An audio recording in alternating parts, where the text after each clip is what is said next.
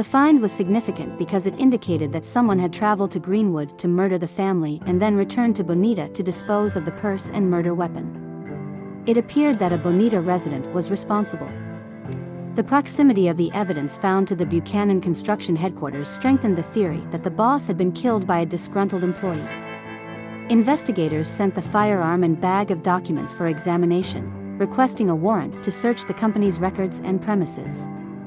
The investigators had a second lucky coincidence during the investigation. They managed to access a surveillance camera installed on the company premises. By pure chance, the camera's lens was not facing the company's territory, but the center of the parking lot. This discovery brought the case one step closer to being solved. Since it was already known that the family had left town on Friday, investigators looked at the records from that day and were surprised to see that Adam had a trailer hooked up. By loading rocks into a Ford F-150, not a Dodge truck as Nolan had said, investigators realized that the young man had deliberately manipulated the investigation. If the white Ford had towed the trailer of rocks to the cabin, then someone must have driven it back and parked it in the Buchanan family's driveway.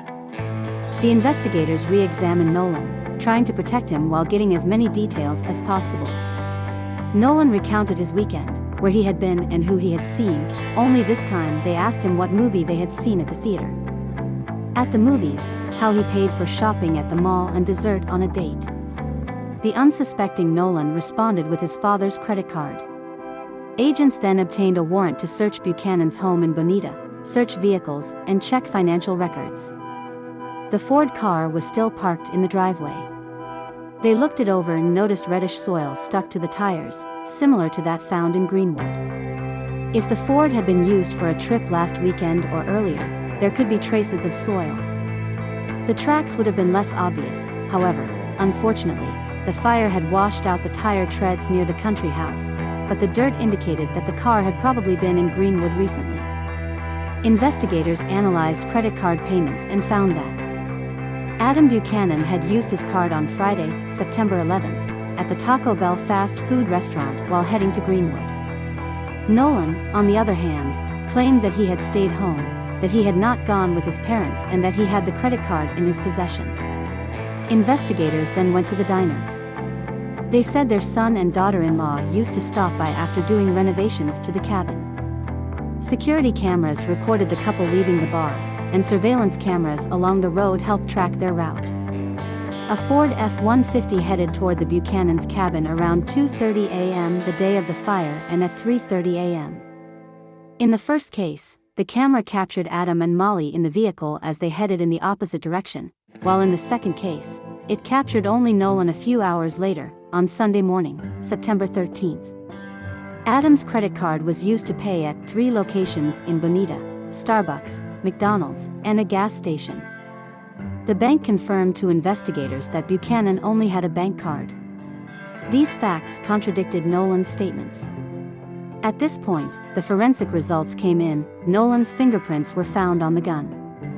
He was arrested immediately.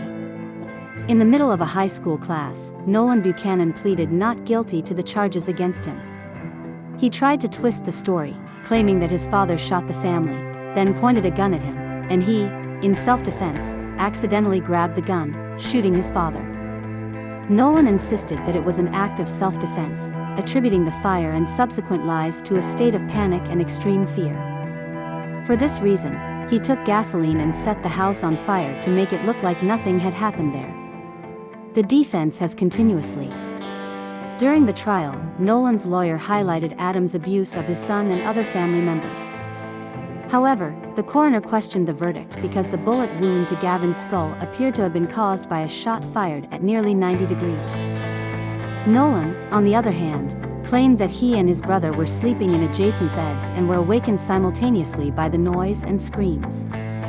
He claimed that he saw someone enter the bedroom and shoot Gavin just as he was awakened. The assailant then allegedly pointed the gun.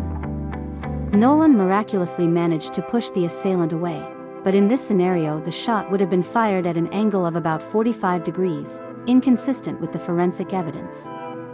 The prosecution concluded that Nolan shot his brother while they were alone in the house and their parents were at the bar. After waiting for his father and stepmother to return, Nolan killed them. From the locations where the bodies were found, it was deduced that Adam was killed first, followed by Molly. Nolan took the rifle and his parents' documents, then doused the bodies with gasoline and set the house on fire. He then went home, met his girlfriend, and spent the day with her, creating an alibi for himself.